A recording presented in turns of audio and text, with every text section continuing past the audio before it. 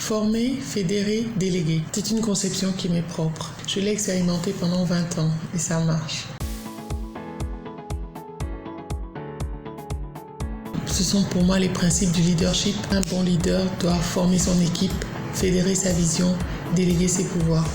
À chaque fois que j'avais des décisions à prendre, j'ai pensé FFD. Quand je devais recruter, j'ai pensé FFD. Quand je recrute quelqu'un, il faut que je puisse le former. Il faut qu'il soit réceptif à la formation. C'est important.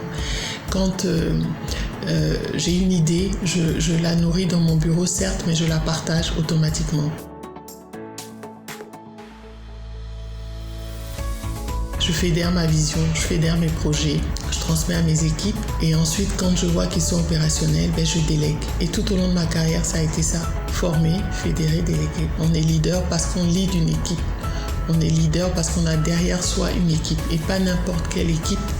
Une équipe valable, une équipe qui sait ce qu'elle fait, donc qui a les compétences parce qu'elle a été formée, une équipe qui a la même vision que son leader, et une équipe qui a les capacités d'agir quand le leader n'est pas là. Là, on est leader. J'ai entendu parfois des leaders parler, j'étais choquée parce que c'est des gens qui estiment qu'ils détiennent la science infuse, que les employés ne sont rien et que la boutique est à eux et que les employés vont crever là, quoi. Ils n'auront jamais de promotion, ils n'auront jamais d'évolution, ils n'auront jamais de trucs parce que ce sont tous des voleurs, ce sont tous des menteurs, Je ne dis pas que tous les employés sont honnêtes, mais vous pouvez tomber sur quelqu'un d'honnête, de travailleur, de consciencieux. À ce moment-là, il ne faut pas passer à côté.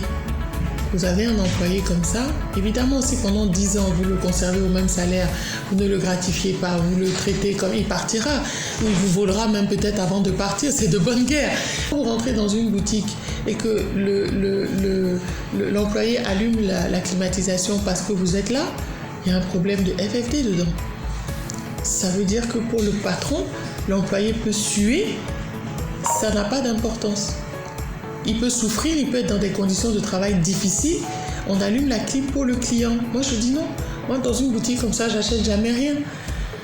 Parce que si vous avez un employé qui n'adhère pas à votre vision, un employé qui ne comprend pas ce que vous faites, ne comprend pas ce que vous vendez, vous ne voulez même pas qu'il comprenne, vous ne le faites même pas rentrer dans votre cercle productif. Vous voulez qu'il produise quoi ? C'est à la suite de toutes ces situations-là que moi j'ai compris que j'avais un leadership différent. Et j'ai fini par mettre un nom dessus, FFD.